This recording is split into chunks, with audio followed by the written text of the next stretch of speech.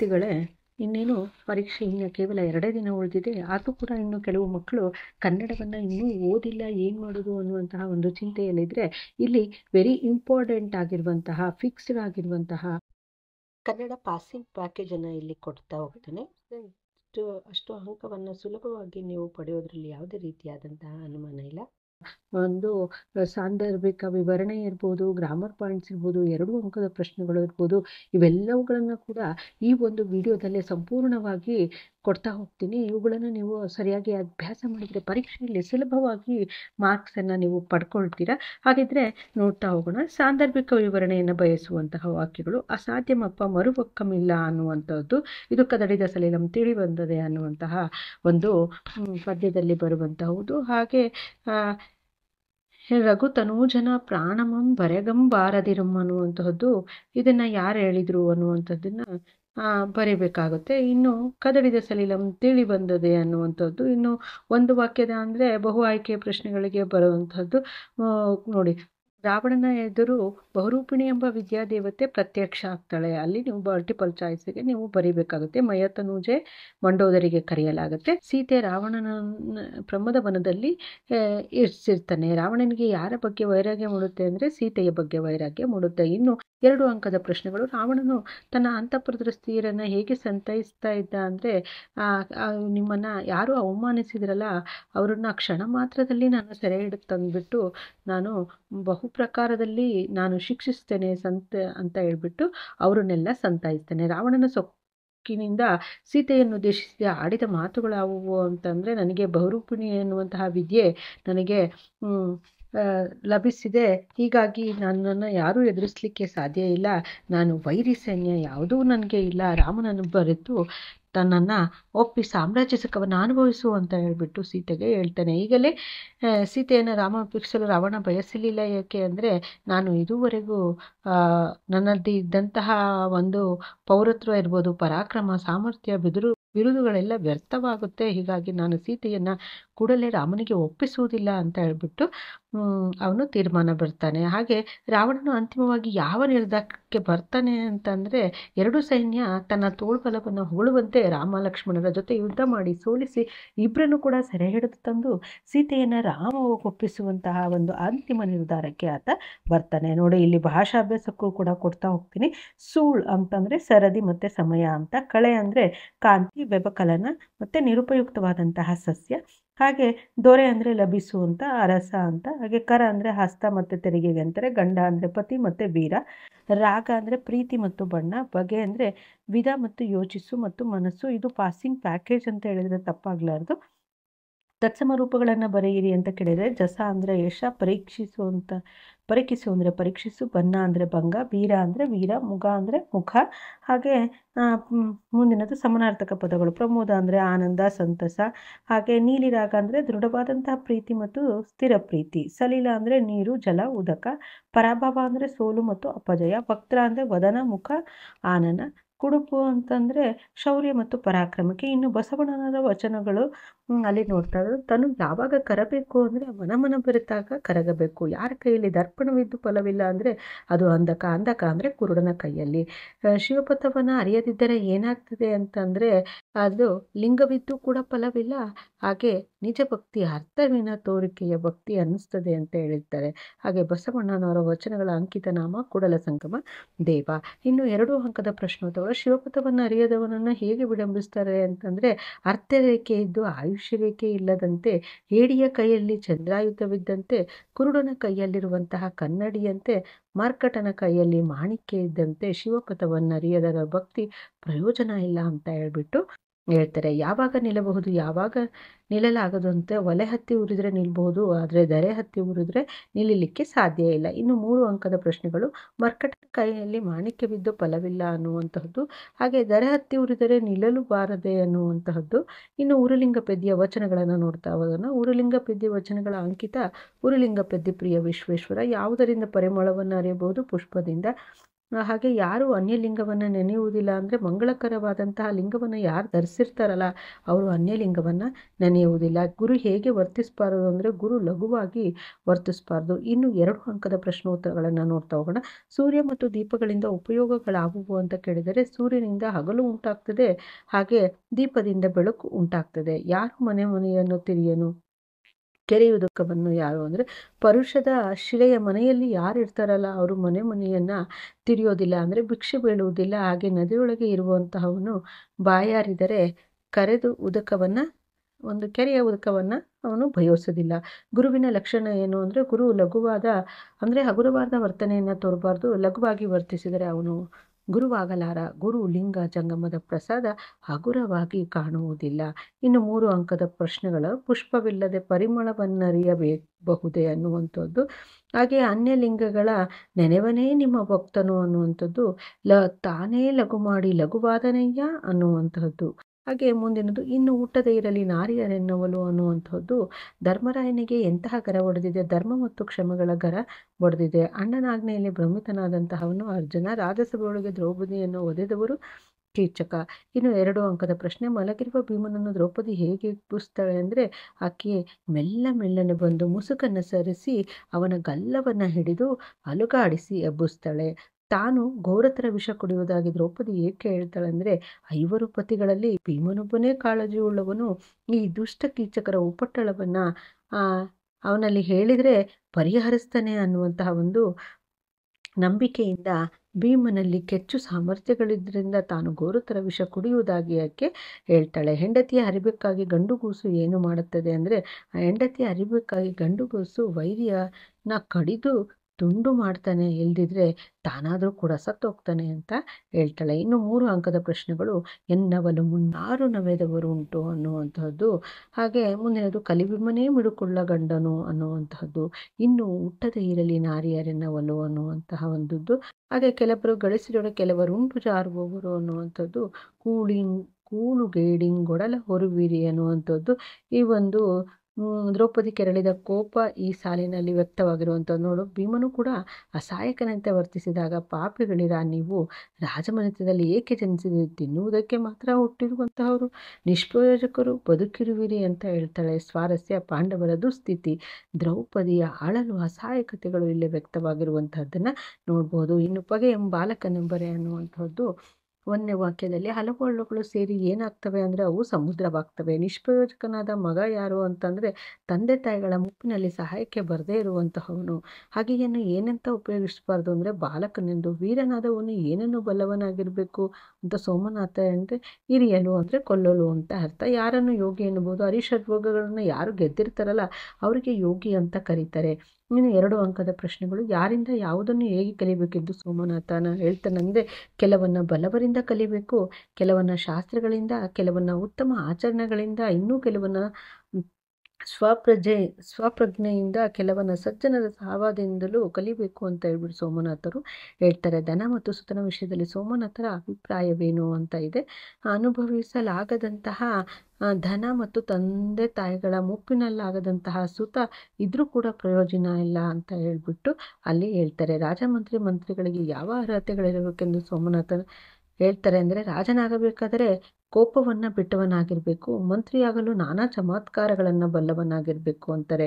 ಇನ್ನು ಶ್ರುತಿ ಮತ್ತು ಸ್ವಾದಗಳನ್ನು ಕುರಿತು ಸೋಮೇಶ್ವರರ ಅಭಿಪ್ರಾಯಗಳೇನು ಅಂತ ಕೇಳಿದರೆ ಅಂತರಂಗದಲ್ಲಿ ಕಲ್ಮಶವನ್ನು ಹೊಂದಿದ್ದು ಹೊರಮೈ ತೊಳೆದರೆ ಶುದ್ಧವಾಗುವುದಿಲ್ಲ. ಇನ್ನು ನಿರ್ಮಲ ಮನಸ್ಸೇ ನಿಜವಾದಂತಹ ಶುಚಿ. ಬೇವನ್ನು ಬೆಲ್ಲದ ಪಾನಕದಲ್ಲಿ ಅದ್ದಿ ತೆಗೆದರೂ ಕೂಡ ಅದು ತನ್ನ ಸ್ವಾದವನ್ನು ಬಿಡುವುದಿಲ್ಲ ಅಂತ ಸೋಮನಾಥರು ಹೇಳ್ತಾರೆ. ಇನ್ನು ಸಂದರ್ಭ. ಬಲ್ಲವರಿಂದ ಕಲಿತು ಅನ್ನುವಂಥದ್ದು ಮನುಷ್ಯ ತನ್ನ ಜ್ಞಾನವನ್ನು ಹೆಚ್ಚಿಸಿಕೊಳ್ಳುವಂತಹ ಬಗೆಯನ್ನು ಕವಿ ಹೇಳ್ತಾ ಹೋಗ್ತಾರೆ.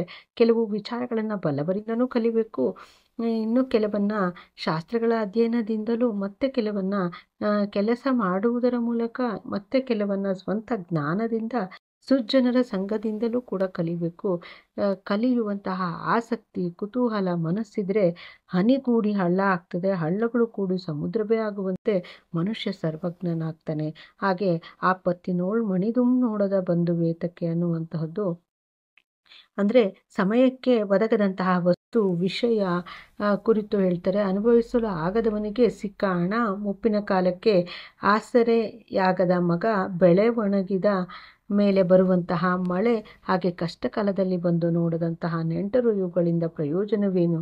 ಆಪತ್ಕಾಲಕ್ಕೆ ಒದಗಿದ ಹುಲ್ಲುಕಡ್ಡಿಯೇ ಪರ್ವತಕ್ಕೆ ಸಮ ಅಂತ ಹೇಳ್ಬಿಟ್ಟು ಕವಿ ಹೇಳ್ತಾರೆ. ತೃಣವೇ ಪರ್ವತವಲ್ಲವೇ ಅನ್ನುವಂಥದ್ದು ಸಮಯಕ್ಕೆ ಒದಗಿದ ವಸ್ತು ವಿಷಯ ಕುರಿತು ಕವಿ ಹೇಳ್ತಾರೆ. ಅನುಭವಿಸಲು ಆಗದ ಸಿಕ್ಕ ಹಣ, ಮುಪ್ಪಿನ ಕಾಲಕ್ಕೆ ಆಸರೆಯಾಗದ ಮಗ, ಹಾಗೆ ಬೆಳೆ ಒಣಗಿದ ಮೇಲೆ ಬರುವಂತಹ ಮಳೆ, ಕಷ್ಟ ಕಾಲದಲ್ಲಿ ನೋಡದಂತಹ ನೆಂಟರು, ಇವುಗಳಿಂದ ಪ್ರಯೋಜನವೇನು? ಆಪತ್ಕಾಲಕ್ಕೆ ಹುಲ್ಲುಕಡ್ಡಿಯೇ ಸಮ ಅಂತ ಹೇಳ್ಬಿಟ್ಟು ಹೇಳ್ತಾರೆ. ಚೇಳು ಚಿಕ್ಕದೆಂದಳ್ಕಿರೆ ತೆಗೆಯಲ್ ಕಚ್ಚದೆ ಅನ್ನುವಂಥದ್ದು. ಪಗೆಯಂಬಾಲಕನೆಂಬರೆ ನೋಕದೋಳ್ ಮಡಿಯೇ ನಿರ್ಮಲ ಚಿತ್ತವಯ್ಯ ಅಂತ. ಹಾಗೆ ಮುಂದಿನದು ಜಾಲಿಯ ಮರದಂತೆ ಅನ್ನುವಂತಹ ಒಂದು ಪದ್ಯ. ಯಾರಿಗೆ ನೆರಳು ಸಿಗುವುದಿಲ್ಲ ಅಂದರೆ ಬಿಸಿಲಲ್ಲಿ ಬರಳಿ ಬಂದಂಥವ್ರಿಗೆ ನೆರಳು. ಜಾಲಿಯ ಮುಳ್ಳು ಹೇಗೆ ಕಾಣಿಸ್ತದೆ? ಮೂಲಾಗ್ರ ಪರಿಯಂತೆ ಮುಳ್ಳು ತತ್ವಜ್ಞಾನವನ್ನು ಕೇಳದವರು ಯಾರು ಅಂತಂದರೆ ಘೋರ ಪಾಪಿಗಳು. ದುರ್ಗಂಧ ಬಿಡದಿರುವುದು ಊರ ಹಂದಿ. ಇನ್ನು ಮುಂದಿನದು 2 ಅಂಕದ ಪ್ರಶ್ನೆಗಳು. ಯಾರಿಗೆ ಷಡ್ರಸಾನ್ನವನ್ನಿಕ್ಕಿ ಪ್ರಯೋಜನವಿಲ್ಲ ಅಂದರೆ ಊರ ಹಂದಿಗೆ ಷಡ್ರಸಾನ್ನವನ್ನಿಕ್ಕಿದರೆ ಅದಕ್ಕೆ ಪ್ರಯೋಜನವಿಲ್ಲ. ಇನ್ನು ದುರ್ಗಂಧವನ್ನು ಅದು ಬಿಡದೇ ಇರೋದಿಲ್ಲ. ಯಾರಿಗೆ ತತ್ವಜ್ಞಾನಿ ಹೇಳಿ ಪ್ರಯೋಜನವಿಲ್ಲ ಅಂದರೆ ಘೋರ ಪಾಪಿಗಳಿಗೆ ತತ್ವಜ್ಞಾನವು ಪ್ರಯೋಜನ. ಯಾಕೆ ಅಂದರೆ ಅವರು ತಮ್ಮ ಕರ್ಮಗಳನ್ನು, ದುರ್ಗುಣಗಳನ್ನು ಬಿಡುವುದಿಲ್ಲ. ಜಾಲಿ ಮರ ನಿರರ್ಥಕತೆಯನ್ನು ಪುರಂದರದಾಸರು ಹೇಗೆ ತಿಳಿಸಿದ್ದಾರೆ ಅಂದರೆ, ಜಾಲಿಯ ಮರದಲ್ಲಿ ಬುಡದಿಂದ ತುದಿಯವರೆಗೂ ಕೂಡ ಮುಳ್ಳುಗಳಿರ್ತವೆ. ಬಿಸಿಲಲ್ಲಿ ಬಳಲಿ ಬಂದವರಿಗೆ ನೆರಳಿರೋದಿಲ್ಲ, ಹಸಿದು ಬಂದವರಿಗೆ ಹಣ್ಣಿಲ್ಲ, ಹಾಗೆ ಒಂದು ಹೂವಿನ ವಾಸನೆಯೂ ಕೂಡ ಇಲ್ಲ, ಮತ್ತು ಕುಳಿತುಕೊಳ್ಳಲು ಕೂಡ ಸ್ಥಳ ಇಲ್ಲ. ಹೀಗೆ ಜಾಲಿಯ ಮರದಂತೆ ದುರ್ಜನರು ನಿಷ್ಪ್ರಯೋಜಕರು ಅಂತ ಹೇಳ್ಬಿಟ್ಟು ಹೇಳ್ತಾರೆ. ಇನ್ನು 3 ಅಂಕದ ಪ್ರಶ್ನೆಗಳನ್ನು ನೋಡೋಣ. ಕುಸುಮ ವಾಸನೆಯಿಲ್ಲ, ಕೂಡಲು ಸ್ಥಳವಿಲ್ಲ ಅನ್ನುವಂಥದ್ದು. ಭಿನ್ನಾಣದ ಮಾತಿಗೆ ಕೊನೆ ಇಲ್ಲ. ಹಾಗೆ ವ್ಯಾಕರಣ ಭಾಗವನ್ನು ನೋಡ್ತಾ ಹೋಗೋಣ. ಗುಣವಾಚಕಗಳು. ಘೋರ ಪಾಪಿ ಅಂದರೆ ಇಲ್ಲಿ ಗುಣವನ್ನು ಸೂಚಿಸುವಂತಹ ಪದ ಘೋರ. ದುರ್ಜನರಲ್ಲಿ ದುರ್ಗಂಧದಲ್ಲಿ ದುರು. ಸಮಾನಾರ್ಥಕ ಪದಗಳನ್ನು ನೋಡೋಣ. ಧರೆ ಅಂದರೆ ಭೂಮಿ, ಇಳೆ, ಅವನಿ. ಕುಸುಮ ಅಂದರೆ ಪುಷ್ಪ, ಹೂವು, ಸುಮ. ಕರ್ಮ ಅಂದರೆ ಕೆಲಸ ಮತ್ತು ಕಾಯಕ. ಭಿನ್ನಾಣ ಅಂದರೆ ವನಪು, ವಯ್ಯಾರ, ಬೆಡಗು. ಕುನ್ನಿ ಅಂದರೆ ಶ್ವಾನ, ನಾಯಿ ಮತ್ತು ಶುನಕ. ಇನ್ನು ನಾನಾರ್ಥಗಳನ್ನು ಬರೆಯಿರಿ ಅಂತ ಕೊಟ್ಟಿದ್ದಾರೆ. ನಾರು ಅಂದರೆ ದುರ್ಗಂಧ, ಇನ್ನು ದಾರ ಅಂತ ಅರ್ಥ. ಮತ್ತು ಕೊನೆ, ಅಂತ್ಯ, ಗೊಂಚಲು. ಪರಿ, ರೀತಿ, ಹರ್ಯ. ಹಾಗೆ ವಿಭಕ್ತಿ ಪ್ರತ್ಯಯಗಳು. ಬಿಸಿಲಲ್ಲಿ ಅನ್ನುವಂಥದ್ದು ಸಪ್ತಮಿ, ಪಾಪಿ ಹೀಗೆ ಅನ್ನುವಂಥದ್ದು ಚತುರ್ಥಿ, ದುರ್ಜನರು ಅಂತ ಪ್ರಥಮ ವಿಭಕ್ತಿ, ಹಣ್ಣಿನಲ್ಲಿ ಅನ್ನುವಂಥದ್ದು ಸಪ್ತಮಿ ವಿಭಕ್ತಿ ಪ್ರತ್ಯಯಕ್ಕೆ ಉದಾಹರಣೆ. ಮುಂದಿನದು ಹಬ್ಬಲಿಯವರ ರಸಬಳ್ಳಿ ಅನ್ನುವಂಥದ್ದು. ಉತ್ತಮನ ಗೆಳೆತನ ಹೇಗಿರಬೇಕು ಅಂದರೆ ಪುತ್ಥಳಿಯ ಬಂಗಾರದಂತೆ ಇರಬೇಕು. ಬೇಸಿಗೆ ದಿವಸಕ್ಕೆ ಯಾವ ಮರ ತಂಪು ಅಂದರೆ ಬೇವಿನ ಮರ. ತಾಯಿಯನ್ನು ಯಾವುದಕ್ಕೆ ಹೋಲಿಸಲಾಗಿದೆ ಅಂದರೆ ಜ್ಯೋತಿಗೆ. ಹೆಣ್ಣು ಮಕ್ಕಳ ದುಃಖವನ್ನು ಬಲ್ಲವರು ಯಾರು ಅಂದರೆ ಹೆತ್ತ ತಾಯಿ. ಹಿತ್ತಾಳಗಿಂತ ಬಲುಹೀನ ಯಾವುದು ಅಂದರೆ ಹೀನರೊಂದಿಗೆ ಗೆಳೆತನವನ್ನು ಮಾಡಿದರೆ ಹಿತ್ತಾಳಗಿಂತಲ ಬಲುಹೀನ ಅಂತ ಹೇಳ್ತಾರೆ. ಹಡೆದವ ಯಾವಾಗ ನಡೆಯಬೇಕು ಅಂದರೆ ಊರೆಲ್ಲ ಉಂಟು ಮಲಗಿ ರಾತ್ರಿಯಲ್ಲಿ ಬೆಳ್ಳಿ ಚುಕ್ಕೆ ಮೂಡಿದಾಗ ಹಡೆದವನನ್ನು ನಡೆಯಬೇಕು. ಹಡೆದ ತಂದೆ ತಾಯಿಯರ ಮಹತ್ವವನ್ನು ತಿಳಿಯಿರಿ ಅಂತ ಇದೆ. ಎತ್ತ ತಂದೆ ತಾಯಿಯರನ್ನ ಅಂಗಡಿಯಲ್ಲಿ ಕ್ರಯಕ್ಕೆ ಸಿಗುವ ವಸ್ತುವಲ್ಲ. ಒಂದೊಮ್ಮೆ ಉಂಗುರ, ಉಡುದಾರ ಕಳೆದು ಹೋದರೆ ಮತ್ತೆ ಕೊಂಡುಕೊಳ್ಳಬಹುದು, ಆದರೆ ತಂದೆ ತಾಯಿ ಕಳೆದುಕೊಂಡರೆ ಮತ್ತೆ ಪಡೆಯಲಾಗದು. ಇನ್ನು 3 ಅಂಕದ ಪ್ರಶ್ನೆಗಳು. ಜ್ಯೋತಿ ನೀನ್ಯಾರ ಹೋಲಾರ ಅನ್ನುವಂಥದ್ದು. ಹಾಗೆ ಹಬ್ಬಲಿಯವರ ರಸಬಳಿ. ಇನ್ನು ವ್ಯಾಕರಣಾಂಶಗಳು. ನೆರೆ ಅಂದರೆ ಸೇರು, ಪ್ರವಾಹ, ಅಕ್ಕಪಕ್ಕ ಅಂತ ಅರ್ಥ. ಹೊಳೆ ಅಂದರೆ ನದಿ, ಮಿನುಗು, ತೋಚು. ನೆನೆ ಅಂದರೆ ಸ್ಮರಿಸು, ತೋಯು ಅನ್ನುವಂಥದ್ದು. ಇನ್ನು ಸಮಾನಾರ್ಥಕ ಪದಗಳು. ದೇಹ, ಶರೀರ, ಕಾಯ, ಒಡಲು. ಸರ್ಪ ಅಂದರೆ ಉರಗ, ಹಾವು, ಭುಜಗ. ಇನ್ನು ಅರ್ಥ. ಪುತ್ಥಳಿ ಅಂದರೆ ವಿಗ್ರಹ, ಗೊಂಬೆ. ಯಾಳಿ ಅಂದರೆ ಸಮಯ, ವೇಳೆ. ಮರ ಅಂದರೆ ತರು, ವೃಕ್ಷ ಮತ್ತು ದ್ರುಮ. ಕಣ್ಣು ಅಂದರೆ ನಯನ, ಅಂಬಕ, ಲೋಚನ. ಮತ್ತು ಬಂಗಾರ ಅಂದರೆ ಹೇಮ, ಕನಕ, ಸುವರ್ಣ, ಮಿಸುನಿ ಅಂತಲೂ ಕೂಡ ಕರೀತಾರೆ. ಹಾಗೆ ಮುಂದಿನದು ಬೆಳಗುಜಾವ. ಬೇಟೆಗಾರ ಯಾರು ಅಂದರೆ ಬೆಳಗ್ಗೆ ಬೇಟೆಗಾರ. ಹುಸಿನಿದ್ದು ಸಾಕು ಎಂದು ಕವಿ ಯಾರಿಗೆ ಹೇಳ್ತಾರೆ ಅಂದರೆ ಮಲಗಿ ನಿದ್ರಿಸುತ್ತಿರುವಂತಹ ಎಳೆಯರಿಗೆ. ಯಾವುದಕ್ಕೆ ಸೆಳವೆ ಇದೆ ಅಂತ ಕವಿ ಹೇಳ್ತಾರೆ ಅಂದರೆ ಜೀವನವಂತಹ ನದಿಗೆ. ಮುಂದಿನದು ಭಾನು ಮತ್ತು ಮರದ ನಿತ್ಯ ನೂತನತೆ ಬಗ್ಗೆ ಕವಿ ಏನು ಹೇಳ್ತಾರೆ ಅಂದರೆ ಭಾನು ಮತ್ತು ಪ್ರಕಾಶಮಾನವಾಗಿ ಬೆಳಗಬಹುದು, ಅಂತೆಯೇ ಮರವು ಚಿಗುರಿ ನಿಲ್ಲಬಹುದೆಂದು ಹೇಳ್ತಾರೆ. ಇನ್ನು ಮುಳುಗಿರಲಿ ಮುಪ್ಪು ಚಿಂತನದಿ ಅನ್ನುವಂಥದ್ದು ಇದರಲ್ಲಿ ಇಂಪಾರ್ಟೆಂಟ್ ಆಗಿರುವುದು. ಇನ್ನು ಮುಂಬೈ ಜಾತಕ ಅನ್ನುವಂತಹ ಒಂದು ಗದ್ಯ. ಪದ್ಯ.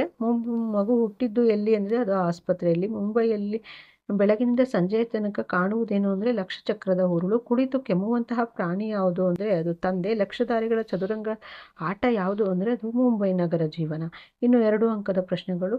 ಮಗು ಹುಟ್ಟಿ ಬೆಳೆದದ್ದು ಎಲ್ಲಿ ಅಂದರೆ ಮಗು ಹುಟ್ಟಿದ್ದು ಆಸ್ಪತ್ರೆಯಲ್ಲಿ ಬೆಳೆದದ್ದು. ಬಸ್ಸು, ಕಾರು, ಟ್ಯಾಕ್ಸಿ, ಎಲೆಕ್ಟ್ರಿಕ್ ಟ್ರೈನ್ಗಳು ಮಧ್ಯದಲ್ಲಿ ಅಂತ ಹೇಳ್ತಾರೆ. ತಂದೆ ಮಗುವಿಗೆ ಕಾಣಿಸಿಕೊಳ್ಳುವ ಬಗೆ ಹೇಗೆ ಅಂದರೆ ಕೆಮ್ಮುವ ಪ್ರಾಣಿಯಾಗಿ, ರಜಾ ದಿನಗಳಲ್ಲಿ ಕುಳಿತು ಕೆಮ್ಮುವ ಪ್ರಾಣಿಯಾಗಿ. ಹಾಗೆ ಮುಂದಿನದು ಸಂದರ್ಭ, ಕುಳಿತು ಕೆಮ್ಮುವ ಪ್ರಾಣಿ ಅನ್ನುವಂಥದ್ದು. ಇನ್ನು ರಸ್ತೆ ದಾಟುವಾಗ ಎಚ್ಚರಿಕೆ, ಇವನ್ನೆಲ್ಲ ಕಲಿಸುತ್ತೆ ಅನ್ನುವಂಥದ್ದು.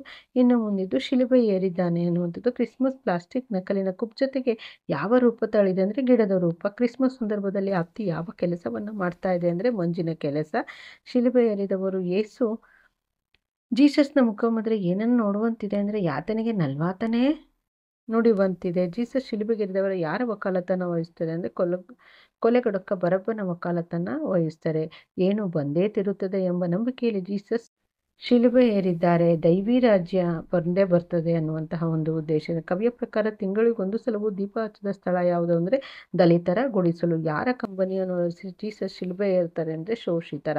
ಇನ್ನು 2 ಅಂಕದ ಪ್ರಶ್ನೆಗಳು. ಕ್ರಿಸ್ಮಸ್ ಮನೆಗೆ ಏನನ್ನು ಹೊತ್ತು ತಂದಿದೆ ಅಂದರೆ ಅದು ಕೇಕು, ಚಳಿ, ನಕ್ಷತ್ರ ದೀಪ, ಹಾಗೆ ಪ್ಲಾಸ್ಟಿಕ್ ನಕಲಿ ಗಿಡಗಳು ಹಾಗೂ ಮಂಜಿನ ಕೆಲಸ ಮಾಡಿದಂಥ ಹತ್ತಿಯನ್ನು ಹೊತ್ತು ತಂದಿದೆ. ಶಿಲುಬೆಗೇರಿಸಿದ ಯೇಸುವಿನ ದೇಹ ಯಾರಿಗೆ ಮತ್ತು ಏನನ್ನು ಅನ್ನುವಂತಿತ್ತು ಅಂದರೆ ದೇಹ ಕೊಲೆಗಡುಕ ಬರಬ್ಬನ ವಕಾಲತ್ತು ನಡೆಸಿದ ಕಳ್ಳರ ಮಧ್ಯೆ ತನ್ನನ್ನು ಗಲ್ಲಿಗೇರಿಸಿದಂತಹ ರೋಮನ್ನರ ಯಾಜಕರನ್ನು ಆ ದೇವರು ಮನ್ನಿಸಲಿ ಅನ್ನುವಂತಹ ರೀತಿ ಪ್ರಾರ್ಥಿಸುವಂತಿದೆ. ಶಿಲುಬೆಗೇರಿಸಿದವರ ಗುಣಗಳು ಇಂದು ಯಾವ ವೇಷವನ್ನು ತಾಳಿದೆ ಅಂದರೆ ಅವು ವೇಷ ಮರೆಸಿಕೊಂಡಂತಹ ರೈಫಲ್ಲು, ಟ್ಯಾಂಕು, ಬಾಂಬು ಮತ್ತು ಗ್ರಾನೇಡ್ಗಳ ರೂಪವನ್ನು ತಾಳಿವೆ.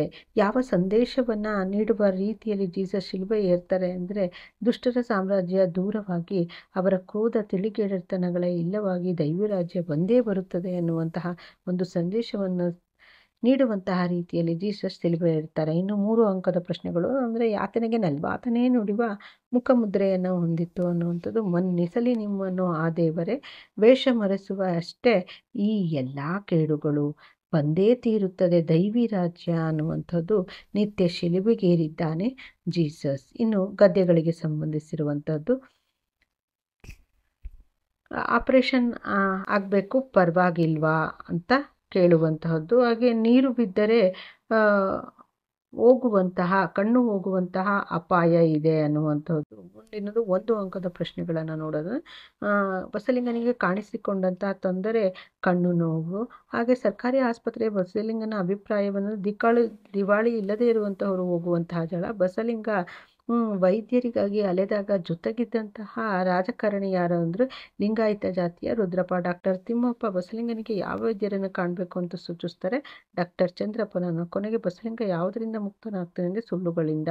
ಹಾಗೆ 2 ಅಂಕದ ಪ್ರಶ್ನೆಗಳು. ಬಸಲಿಂಗನಿಗೆ ತನ್ನ ಕಷ್ಟದ ಮುಂದೆ ಯಾವುದು ಗೌಣವಾಗಿ ಕಾಣುತ್ತೆ ಅಂದರೆ ಕಣ್ಣಿನ ನೋವು, ಎದುರು ಉಳದಿರುವಂತಹ ನೆಲ, ಮಗುವಿನ ಕಾಯಿಲೆ ಎಲ್ಲವೂ ಕೂಡ ಗೌಣವಾಗಿ ಕಾಣ್ತವೆ. ಕಣ್ಣನ್ನು ಪರೀಕ್ಷಿಸಿದ ಡಾಕ್ಟರ್ ತಿಮ್ಮಪ್ಪ ಬಸಲಿಂಗನಿಗೆ ಏನಂತ ಹೇಳಿದರು ಅಂದರೆ ನಿನ್ನ ಕಣ್ಣು ಸರಿ ಹೋಗುತ್ತೆ, ಆದರೆ ಆಪರೇಷನ್ ಆಗಬೇಕು, ಪರವಾಗಿಲ್ಲ ಅಂತ ಕೇಳ್ತಾರೆ. ಸಿದ್ಲಿಂಗಿ ಏಕೆ ರಾದ್ಧಾಂತ ಮಾಡಿದಳು ಅನ್ನುವಂಥದ್ದು. ಬಸಲಿಂಗ ಹೊಲೆಯ ಜಾತಿಗೆ ಸೇರಿದ ಡಾಕ್ಟರ್ ತಿಮ್ಮಪ್ಪರನ್ನು ಮುಟ್ಟಿಸಿಕೊಂಡು ಬಂದದ್ದು ತಿಳಿದುಕೊಂಡು ಸಿದ್ಲಿಂಗಿ ದೊಡ್ಡ ರಾದ್ಧಾಂತವನ್ನೇ ಮಾಡಿದ್ಲು. ಕೊನೆಯಲ್ಲಿ ಬಸಲಿಂಗ ಏನೆಂದು ನಿಶ್ಚಯ ಮಾಡ್ತಾನೆ ಅಂದರೆ ಉಡಾಫೆ, ಸುಳ್ಳು, ಜಾತಿ ಮಟ್ಟದವರ ಗುರು ಯಾರೂ ತನ್ನನ್ನು ಕಣ್ಣನ್ನು ಉಳಿಸೋದಿಲ್ಲ ಅಂತ ಹೇಳ್ಬಿಟ್ಟು ನಿಶ್ಚಿತಗೊಳ್ಳುತ್ತೆ. ಕೆಳಗಿನ ಪದಗಳ ತದ್ಭವ ಬರೆಯಿರಿ ಅಂತ. ದೃಷ್ಟಿ, ದಿಟ್ಟಿ, ಕ್ಷಣ, ಕ್ಷಣ. ಹಾಗೆ ಮುಂದಿನದು ವಾಲ್ಪರೈ ಅಭಿವೃದ್ಧಿ ತಂದ ದುರಂತ ಅನ್ನುವಂಥದ್ದು. ಬ್ರಿಟಿಷರಲ್ಲಿ ಆಯ್ದು ಬಂದಿರುವಂತಹ ಆನುಷಂಗಿಕ ಗುಣ ಯಾವುದು ಅಂದರೆ ಹೊಸತನ್ನು ಶೋಧಿಸುವಂತಹ ಮತ್ತು ಅನ್ವೇಷಿಸುವಂತಹ ಪ್ರವೃತ್ತಿ. ವಾಲ್ಪರೈಗೆ ಬಂದಂತಹ ಬ್ರಿಟಿಷ್ ಪ್ರಜೆ ಕಾರ್ಬರ್ ಮಾರ್ಷ್. ಹಾಗೆ ಮಾರ್ಷ್ ವಾಲ್ಪರೈಗೆ ಬಂದದ್ದು ಯಾವಾಗ ಅಂದರೆ 1890ರಲ್ಲಿ. ಮಾರ್ಷ್ನ ಜೊತೆಗಾರನ ಹೆಸರು ಪೂನಚ್ಚಿ. ಕೆಂಪು ಪಟ್ಟಿಗೆ ಸೇರಿದಂತಹ ಪ್ರಾಣಿ ಯಾವುದು ಅಂದರೆ ಸಿಂಹಬಾಲದ ಕೂತಿ. ವಾಲ್ಪರೈನ ಮೂಲ ಬೀಜಗಳು ಯಾವ ರೂಪದಲ್ಲಿ ಬರ್ತವೆ ಅಂದರೆ ಚಹಾ ಗಿಡದ ರೂಪದಲ್ಲಿ. ಇನ್ನು 2 ಅಂಕದ ಪ್ರಶ್ನೆಗಳು. ಬ್ರಿಟಿಷ್ ಬರುವ ಮೊದಲು ವಾಲ್ಪರೈ ಹೇಗಿತ್ತು ಅಂತಂದರೆ ಅಲ್ಲಿ ಗಗನಚುಂಬಿ ಮರಗಳ ಮೇಲ್ಛಾವಣಿ ಭೇದಿಸಿದಂತಹ ಭೂಸ್ಪರ್ಶ ಮಾಡಲು ಸೂರ್ಯಕಿರಣಗಳು ಸೆಣಸಬೇಕಾದಂತಹ ದಟ್ಟ ಕಾಡು, ನಡುವೆ ಹುಲ್ಲುಗಾವಲುಗಳು, ಅನಂತ ಬಯಲು, ಶೋಲಾ ಕಾಡು, ಪರ್ವತ ಶ್ರೇಣಿಗಳ ನಡುವೆ ಹರಿಯುವಂತಹ ಕಗ್ಗತ್ತಲ ಕಂಡ ಆಫ್ರಿಕಾದಂತೆ ಹೊರಗಿನ ಜೊತೆಗೆ ಅದು ಪರಿಚಯ ಆಯಿತು. ಮಾರ್ಷ್ ಕಂಡು ಆದಿವಾಸಿಗಳು ಹೇಗೆ ಪ್ರತಿಕ್ರಿಯಿಸಿದರು ಅಂತ, ಕೈಗಾರಿಕೋದ್ಯಮಗಳಿಂದ ಕಾಡು ನಾಶವಾದುದು ಹೇಗೆ ಅಂತ, ಹಾಗೆ ಸಿಂಹಬಾಲದ ಕೋತಿಗಳಿಗೆ ಒದಗಿದಂತಹ ತೊಂದರೆಗಳೇನು ಅಂತ ಇದೆ. ಇನ್ನು 3 ಅಂಕದ ಪ್ರಶ್ನೆಗಳನ್ನು ನೋಡೋಣ. ಅದು ಅವರು ಆವರಿಗೆ ನೋಡಿರದಂತಹ ಪ್ರಾಣಿ, ಇದು ಸಂದರ್ಭದ ವಾಕ್ಯಗಳು. ಹಾಗೆ ಹಾಡುವುದು ಅವುಗಳಿಗೆ ಅನಿವಾರ್ಯ, ಅವುಗಳ ಕರ್ಮ ಅನ್ನುವಂಥದ್ದು. ಹಾಗೆ ಆಯ್ಕೆ ಇದೆ ನಮ್ಮ ಕೈಯಲ್ಲಿ ಅಂತ, ಲೇಖಕಿಯ ಪತಿ ಯಾವ ತೊಂದರೆಯಿಂದ ಬಳಲ್ತಾ ಇದ್ರು ಅಂದರೆ ಕಿಡ್ನಿ ಸ್ಟೋನ್ ತೊಂದರೆಯಿಂದ. ಅದೃಷ್ಟದ ಪ್ರಶ್ನೆ ಬಂದಾಗ ಲೇಖಕಿಗೆ ಯಾರು ನೆನಪಾಗ್ತಾರೆ ಅಂದರೆ ಅವರ ಬಾಲ್ಯದ ಗೆಳತಿ ಸೀತಾ ನೆನಪಾಗ್ತಾರೆ. ಇನ್ನು ದುರಾಸೆಯ ಹುಡುಗನನ್ನು ನಿರಾಕರಿಸಿದಂತಹವರು ನಿಶಾ ಶರ್ಮಾ. ಕಮಲಾ ಮೇಡಮ್ ವೈದ್ಯರು ಯಾವ ಸಲಹೆಯನ್ನು ರೂಪಿಸ್ಕೊಳ್ತಾರೆ ಅಂದರೆ ವೈದ್ಯರ ಸಲಹೆಯಂತೆ ಯಥೇಚ್ಛವಾಗಿ ನೀರು ಕುಡಿಯುವಂತಹ ಅಭ್ಯಾಸ ಮಾಡಿಕೊಂಡ್ರು. ಕೆಲವು ಆಹಾರ ಬದಲಾವಣೆಗಳನ್ನು ಕೂಡ ಜಾರಿಗೆ ತಂದುಕೊಡ್ತಾರೆ. ಸೀತಾಳ ಓದುವ ಆಸಕ್ತಿ ಹೇಗಿತ್ತು ಅಂದರೆ ಅವಳಿಗೆ ಸೀತಾ ಓದಿನಲ್ಲಿ ಆಸಕ್ತಿ ಇರಲಿಲ್ಲ. SLCಯಲ್ಲಿ ಎಲ್ಲ ವಿಷಯದಲ್ಲೂ ಕೂಡ ಫೇಲ್ ಆಗ್ತಾಳೆ. ಮತ್ತೊಮ್ಮೆ ಕಟ್ಟುವಂತಹ ತಾಪತ್ರಯಕ್ಕೆ ಹೋಗಲಿಲ್ಲ. ಸದಾ ಯಾರಾದರೂ ಗೆಳತಿಯರ ಜೊತೆ ಓಡಾಟ ಮಾಡಿಕೊಂಡು ಮಾರ್ಕೆಟ್ ಸಿನಿಮಾಗಳನ್ನು ಸುತ್ತಾ ಇದ್ಲು. ಸೀತಾಳ ಬಯಕೆ ನಂಬಿಕೆಗಳು ಏನು ಅಂದರೆ ತಟ್ಟೆನೇ ಎಲ್ಲ ಸರಿ ಹೋಗ್ಬಿಡ್ಬೇಕು ಅನ್ನುವಂಥದ್ದು. ಕೈ ತುಂಬ ಸಂಪಾದಿಸಿ ತಂದು ಹಾಕಿ ಹೆಂಡ್ತಿನ ಚೆನ್ನಾಗಿ ಇಟ್ಕೊಳ್ಳೋದು ಗಂಡನ ಜವಾಬ್ದಾರಿ ಅಂತ ಅವಳು ನಂಬಿರ್ತಾಳೆ. ಇನ್ನು 3 ಅಂಕದ ಪ್ರಶ್ನೆಗಳು. ನೋಡು, ನಿನ್ನ ಎದುರು 2 ಆಯ್ಕೆಗಳಿವೆ ಅನ್ನುವಂಥದ್ದು. ಹಾಗೆ ಅದೃಷ್ಟವನ್ನೇ ಅವಲಂಬಿಸಿ ಬದುಕಲು ಸಾಧ್ಯವೇ ಅನ್ನುವಂತಹ ಸಂದರ್ಭದ ವಾಕ್ಯ. ಈ ಅದೃಷ್ಟ ನಿನಗೂ ಇತ್ತಲ್ಲೇ ಅನ್ನುವಂಥದ್ದು. ಹಾಗೆ ಮುಂದಿನ ಒಂದು ಗದ್ಯ, ಕನ್ನಡವನ್ನು ಕಟ್ಟುವಂತಹ ಕೆಲಸನ ಅಂತ. AR ಕೃಷ್ಣಶಾಸ್ತ್ರಿಗಳು ಎಲ್ಲಿ ನಡೆದಂತಹ ಸಾಹಿತ್ಯ ಸಮ್ಮೇಳನದ ಅಧ್ಯಕ್ಷತೆಯನ್ನು ವಹಿಸಿದ್ರು ಅಂದರೆ ಹೈದರಾಬಾದ್ನಲ್ಲಿ. ನಮ್ಮ ದೇಶದಲ್ಲಿ ಕಿಲವಾಗಿ ಹೋದಂತಹ ಧರ್ಮ ಬೌದ್ಧ ಧರ್ಮ. ಪ್ರಾಂತೀಯ ಭಾಷೆಗಳ ಸ್ಥಾನ ಆಕ್ರಮಿಸುತ್ತಿರುವಂತಹ ಭಾಷೆಗಳು ಹಿಂದಿ ಮತ್ತು ಇಂಗ್ಲೀಷ್. ಯಾವ ಮರ್ಯಾದೆಯನ್ನು ನಾವು ಮೀರಬಾರ್ದು ಅಂದರೆ ಯಾವ ಭಾಷೆಗೆ ಯಾವ್ಯಾವ ಸ್ಥಾನ ಇರಬೇಕು ಆ ಮರ್ಯಾದೆಯನ್ನು ನಾವು ಬಿಡಬಾರ್ದು.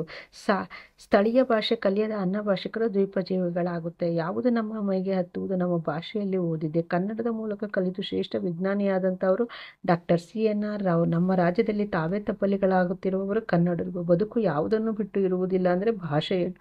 ಕನ್ನಡದ ಸಮಸ್ಯೆಗಳಿಗೆ ಪರಿಹಾರ ದೊರಕಿಸಲು ನಾವು ಏನು ಮಾಡಬೇಕು ಅಂದರೆ ಪ್ರತಿಯೊಬ್ಬ ಕನ್ನಡಿಗನು ಪ್ರತಿಯೊಂದು ಅಂಗುಲದಲ್ಲಿಯೂ ಕನ್ನಡಿಗನಾಗಬೇಕು.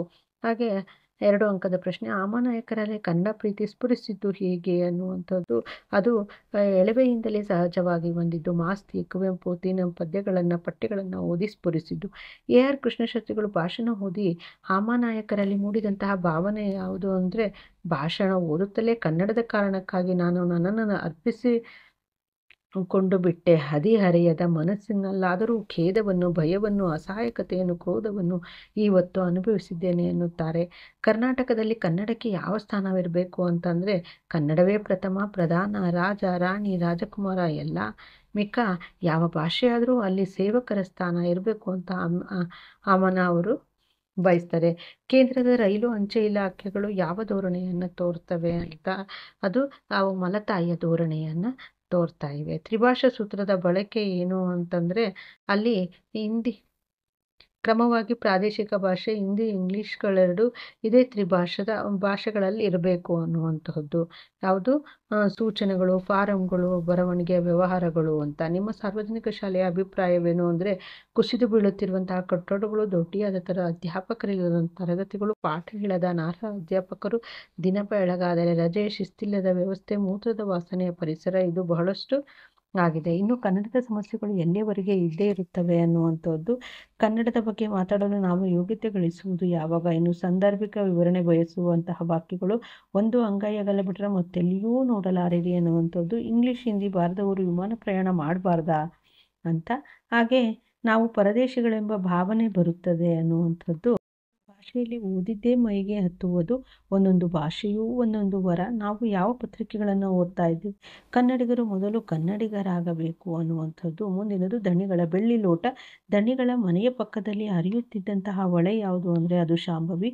ದಣಿ ಎಂದಿಗೂ ಯಾರನ್ನೂ ನಂಬುವುದಿಲ್ಲ ಅಂದರೆ ಒಕ್ಕಲು ಮಕ್ಕಳನ್ನು. ದಣಿಗಳ ದಾಂಪತ್ಯಕ್ಕೆ ಯಾವುದು ಮುಖ ಸಾಕ್ಷಿಯಾಗುತ್ತೆ? ಬೆಳ್ಳಿ ಲೋಟ.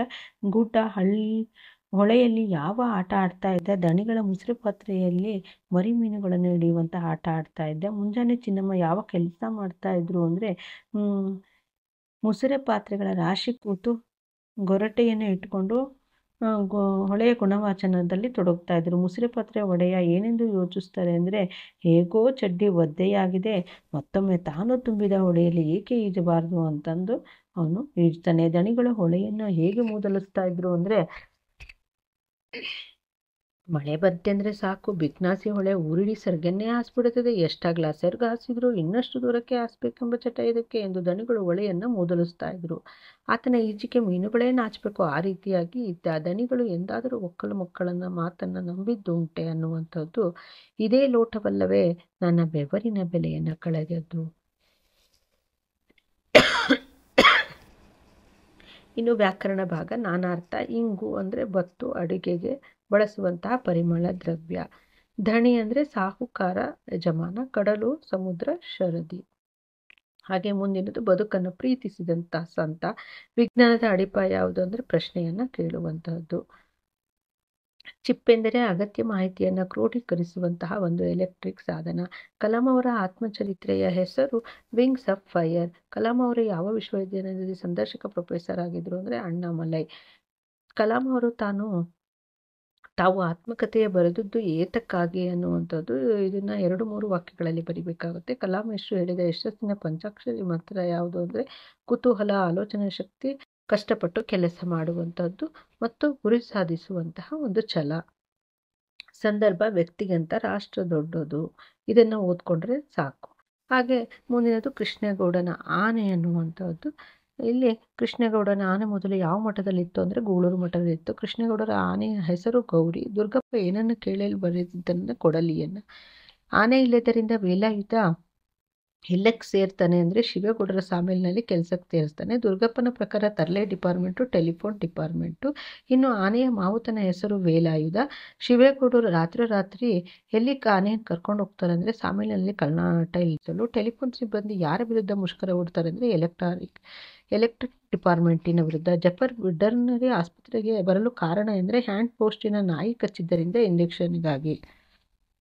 ಮುನ್ಸಿಪಾಲ್ಟಿ ಪ್ರೆಸಿಡೆಂಟರ ಹೆಸರೇನು ಅಂತ ಇದೆ, ಅದು ಖಾನ್ ಸಾಹೇಬರು. ನಿರೂಪಕರ ಪ್ರಕಾರ ಮುನ್ಸಿಪಲ್ ಪ್ರೆಸಿಡೆಂಟ್ ಆಗಿ ಕರ್ತವ್ಯವನ್ನು ಊರನ್ನು ಸ್ವಚ್ಛವಾಗಿಡುವುದು. ರೇಂಜರ್ ಆನೆಗೆ ಶೂಟ್ ಮಾಡುವಂತೆ ಫಾರೆಸ್ಟರ್ ನಾಗರಾಜನಿಗೆ ತಿಳಿಸ್ತಾರೆ. ಆನೆ ಜಗದ್ಗುರುಗಳನ್ನು ಹೊರುವ ಕೆಲಸ ತಪ್ಪು ಹೋದಿದ್ದೇಕೆಂದರೆ ಮಠದ ಗುರುಗಳು ತನ್ನ ಅಡ್ಡ ಪಲ್ಲಕ್ಕಿಯಲ್ಲಿ ಹೆಗಲ ಮೇಲೆ ಹೊತ್ಕೊಂಡು ಹೋಗ್ತಾ ಇದ್ರು. ಇನ್ನು ನಾಗರಾಜ ಕೋವಿ ಹಿಡಿದು ಎಲ್ಲಿ ಕುಳಿತಿರ್ತಾನೆ ಅಂದರೆ ಕೃಷ್ಣೇಗೌಡರ ತೋಟದ ಬೇಲಿ ಮೂಲೆಯಲ್ಲಿ ಬಿಳಿ ಮುರುಗದ ಕೆಳಗೆ ಆಯಕಟ್ಟಿನ ಗಂಡಿಯಲ್ಲಿ ಕುಂತಿರ್ತಾನೆ. ಆನೆ ಶಾಸ್ತ್ರದವರು ಏನಂತ ಹೇಳಿರ್ತಾರೆ ಅಂದರೆ 5 ಜನ ಪ್ರಾಣ ಕಳ್ಕೊಳ್ತಾರೆ ಅಂತ. ರಹಮಾನ್ ಐ ವಿಟ್ನೆಸ್ಸು ಅಂತ ಹೇಳ್ಬಿಟ್ಟು ಜುಬೇದಳನ್ನು ತೋರಿಸ್ತಾನೆ. ಟೆಲಿಫೋನ್ ಕಂಬದ ಮೇಲೆ ವೃದ್ಧನಾದಂತಹ ವ್ಯಕ್ತಿ ತಿಪ್ಪಣ್ಣ. ಪೊಲೀಸರು ಏನಂತ ಮಹಾಜರ್ ಬರ್ಕೊಡ್ತಾರೆ ಅಂದರೆ ನಾಗರಾಜನ ಕೋವಿ ಸಿಕ್ಕಿದೆ, ಆದರೆ ಹೆಣ ಸಿಗಲಿಲ್ಲ. ನಿರೂಪಕರಿಗೆ ಯಾವ ಕೆಲಸ ಕಾಯಂ ಆಗಿತ್ತು ಅಂದರೆ ತಿಂಗಳಿಗೊಮ್ಮೆ ಜೀಪಿನ ಗೇರ್ಬಾಕ್ಸ್ ಬಿಚ್ಚಿ ರಿಪೇರಿ ಮಾಡುವಂತಹ ಕೆಲಸ. ಹಾಗೆ ನಿರೂಪಕರ ಎಕಾಲಜಿಸ್ಟ್ ಗೆಳೆಯ ಯಾರು ಅಂತ ಕೇಳಿದರೆ ಅದು ಪ್ರಕಾಶ್. ಪೋಸ್ಟ್ಮನ್ ಜಬ್ಬಾರಿಗೆ ಒದಗಿದ ತೊಂದರೆ ಏನು ಅಂದರೆ ಪೋಸ್ಟ್ ಕೊಡುವುದಲ್ಲದೆ ಪ್ರತಿದಿನ ಪೋಸ್ಟ್ ಬಾಕ್ಸ್ ಇರುವವರೆಗೆ ಹೋಗಿ ಪೋಸ್ಟನ್ನು ಸಂಗ್ರಹಿಸಿ ಹೆಡ್ ಪಾಸ್ಟಿಗೆ ಕೊಡುವಂತಹದ್ದು. ಯಾವ ವಿಷಯ ಪ್ರಸ್ತಾಪಿಸಲು ಲೇಖಕರು ಮೀಟಿಂಗಿಗೆ ಹೋಗಿದ್ದು ಅಂದರೆ ಕಂತ್ರಿ ನಾಯಿಗಳ ಕಾಟ. 2 ಅಂಕದ ಪ್ರಶ್ನೆಗಳು. ಕೃಷ್ಣೇಗೌಡನ ಆನೆ ಹುಟ್ಟಿ ಬೆಳೆದ ಬಗೆ ಹೇಗೆ ಅಂತ ಕೇಳಿದರೆ ಅದು ಸೊರಗಿದ್ದ ಆನೆಯನ್ನು ಕೃಷ್ಣೇಗೌಡ ಹೇಗೆ ಸಾಕ್ತಾನೆ. ನಾಗರಾಜ ದುರ್ಗಪ್ಪನ ಮೇಲೆ ಏನಂತ ರೇಗ್ತಾನೆ ಅನ್ನುವಂಥ. ಡ್ರೈವರ್ ಅಬ್ಬಾಸ್ ಮತ್ತು ಕ್ಲೀನರ್ ಕೃಷ್ಣನ ಸಾವಿಗೆ ಕಾರಣವೇನು ಅಂತ. ನಮ್ಮ ಕಡೆ ಕೆಮ್ಮು ಕಾಲಿಂಗ್ ಬಿಲ್ ಇದ್ದ ಹಾಗೆ ಎಂದು ನಿರೂಪಕರು ಹೇಳುವುದೇಕೆ ಅಂತ. ಮಠದವರು ಆನೆಗಿಂತ ವೇಲಾಯುಧನನ್ನು ಸಾಕಲು ತ್ರಾಸದಾಯಕವಾದುದೇಕೆ. ಆನೆಯನ್ನು ಹದ್ದುಬಸ್ತಿನಲ್ಲಿಡುವುದರ ಬಗ್ಗೆ ವೇಲಾಯುಧ ಅಪ್ಪ ಏನು ತಿಳಿಸಿದ್ದ ಅಂತ. ನಾಯಿ ಕಚ್ಚಿದ್ದಲ್ಲಿ ಎಂದಾಗ ಜಬ್ಬಾರ್ ಇರುಸುಮುರುಸಿಂದ ಏನು ಹೇಳ್ತಾನೆ ಅಂತ. ಫಾರೆಸ್ಟ್ ಡಿಪಾರ್ಟ್ಮೆಂಟ್ನವರು ನಂಬರ್ 1 ಎನಿಮಿಗಳು ಯಾರು. ಅರಣ್ಯ ಇಲಾಖೆಯವರು ನಾಗರಾಜನನ್ನು ಕುರಿತು ಏನಂತ ಜಾಹೀರಾತು ನೀಡ್ತಾರೆ. ದುರ್ಗಪ್ಪ ಏಕೆ ಬಂದಿರಬಹುದು ಅಂತ ನಿರೂಪಕರು ಯೋಚಿಸ್ತಾರೆ. ಆನೆ ಸಾಕುವುದರ ಬಗ್ಗೆ ಜನರ ನಂಬಿಕೆ ಏನಾಗಿತ್ತು ಅನ್ನುವಂಥದ್ದು ನೋಡಿ. ಹೀಗೆ ಇಷ್ಟು ನೀವು ಒಂದು ಅಭ್ಯಾಸ ನೋಡಿ. ಸಂದರ್ಭದ ವಾಕ್ಯಗಳು ಇವುಗಳನ್ನ ಇಷ್ಟು ನೀವು ಅಭ್ಯಾಸ ಮಾಡಿದರೆ ನೀವು ಕಡಿಮೆ ಅಂದರೂ ಕೂಡ ಒಂದು 70% ಅಂಕವನ್ನು ಪಡೆಯೋದ್ರಲ್ಲಿ ಯಾವುದೇ ರೀತಿಯಾದಂತಹ ಒಂದು ಅನುಮಾನ ಇಲ್ಲ. ಇದು ಒಂದು ನಿಮ್ಮ ಕನ್ನಡ ಪಾಸಿಂಗ್ ಪ್ಯಾಕೇಜ್ ಆಗಿರುವಂತಹದ್ದು. ಇಷ್ಟನ್ನು ನೀವು ಚೆನ್ನಾಗಿ ಅಭ್ಯಾಸ ಮಾಡಿ ಪರೀಕ್ಷೆಯಲ್ಲಿ ಅಂಕಗಳನ್ನು ಗಳಿಸಲಿ ಅಂತ ಅನ್ನುವಂಥದ್ದು, ಹೆಚ್ಚಿನ ಅಂಕಗಳನ್ನು ಗಳಿಸಲಿ ಅನ್ನುವಂಥದ್ದು ನನ್ನ ಉದ್ದೇಶ.